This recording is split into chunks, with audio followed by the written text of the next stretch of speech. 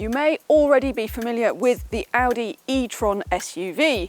Well, this is the Audi E-Tron GT, and don't go thinking that it is just a sort of swoopy four-door saloon version of the SUV. It is much more than that. In fact, it's a completely different car. Different platform, different charging hardware, different everything really.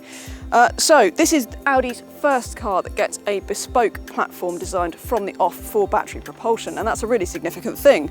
And the results are pretty spectacular. So if you thought the E-Tron SUV was good, this is a whole other level, and this really is the beginning of Audi's proper electric revolution. Before we go into quite why the E-Tron GT is such a huge leap on from the SUV, don't forget to like the video, subscribe to the CarGurus UK YouTube channel and turn on notifications so that you don't miss any of our videos. Okay, so what we have here is a 523 brake horsepower, four-wheel drive, pure electric, four-door sports GT with a range of 298 miles. Normally, at this point, what we do is kind of have a poke around inside, check out the good, common sense, practical aspects of the car, whether you can get people and stuff in it, all of that. But do you know what?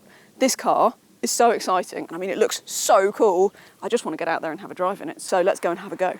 Our test car today is the standard E-Tron GT, but if 4.1 seconds to 62 miles per hour sounds far too slow for your liking, there is always the RS version, which gets 590 brake horsepower and a 3.3 seconds 0 to 62 mile per hour time. Sadly, there is no plan at the moment for a more basic rear-wheel drive model. I'm going to start this frustratingly with a big caveat, because this test car, although it is a standard E-Tron GT, it is not UK standard spec because this has got air suspension, and in the UK you're only going to be able to get that on the RS version. It does work very well, it bodes very well for the RS. As standard, the E-Tron GT gets adaptive dampers, and we're going to have to wait to try that another time. But certainly with air suspension, it's absolutely lovely. And of course you get your standard drive modes all down here, toggle through those, and it's such a lovely motorway cruiser, really kind of effortless. It's quite a bit of tyre noise, I'll give you that, but other than that, I mean, the refinement is really, it's hard to criticise, I must say. The E-Tron has got a 2-speed gearbox, which is really unusual for electric cars. You won't be surprised to hear that the Taycan's got it, but what it means is that you get that same kind of seamless power delivery. So it's really kind of, it feels just like a normal sort of single-speed direct drive electric car power delivery. But when you're on the motorway, then it kicks into a second gear, which I'm telling you now, you won't feel, and it just makes it more efficient. That sort of power delivery does mean that you can make the most of the performance in this thing, which is substantial. 523 brake, that is in overboost. You get that for 2.5 seconds. Normally, this thing only has 469 brake horsepower. Terribly short on power, but it is a 2.3 ton car. So you might think, maybe that doesn't feel that much. It does. Even if you're not in overboost, this thing gets a proper kick of acceleration. It's great. But I really like all the details about this car. That body control, the way it kind of really tucks into a corner. And I also really quite like the brake regeneration, which is the system that all electric cars have. So when you lift off the throttle, the car will automatically kind of brake itself in order to gather energy and increase your efficiency, make the range better on the car. In the Audi, they actually don't do that automatically. So if the road is clear and it senses there's no car in front of it, then it will just cruise. It will just coast as far as you want it to, and it will coast for a very long time as well. So Audi believes that letting the car do that is the more efficient thing. But then you have got the option of upping your brake regen using these paddles, which I think is a really nice thing to do. It gives you loads of control, it's very easy to do. And also the brake regen in the E-Tron GT is always fairly mild. It just makes this car feel very intuitive to drive. If you come into it from, you know, a performance petrol car or diesel or whatever, then you're not going to feel out of your depth at all. It's going to feel quite natural to drive. Brake feel could be a tiny bit better, I have to say that, especially under hard braking. So that's an area that could be improved. But other than that, the way this car drives is just really sublime. I really like it.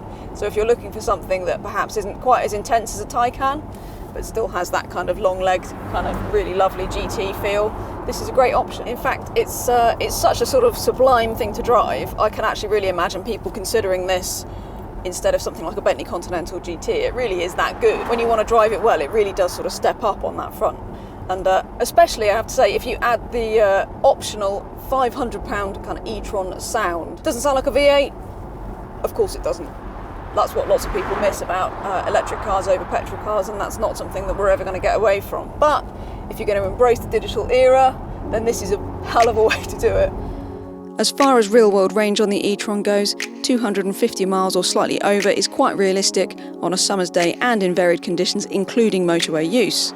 In winter, you can quite likely see that dip to well below 200 miles, but for this level of performance, this is quite an efficient car.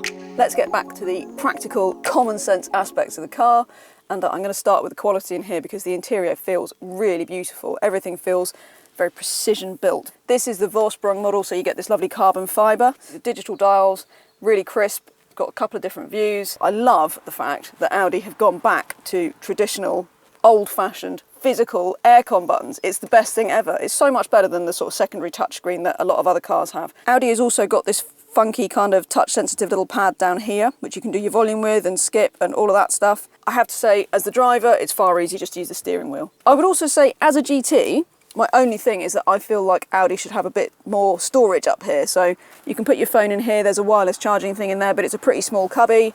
Cubbies in the doors are really small as well, so I just feel like, yeah, could be a bit better for that. But yeah, it's a really, really beautifully appointed interior, really lovely. But for a car that's well over 80 grand, it's a proper luxury car. You have to pay extra for adaptive cruise control and traffic sign recognition, which I think is quite cheeky because you get that stuff on family hatchbacks these days.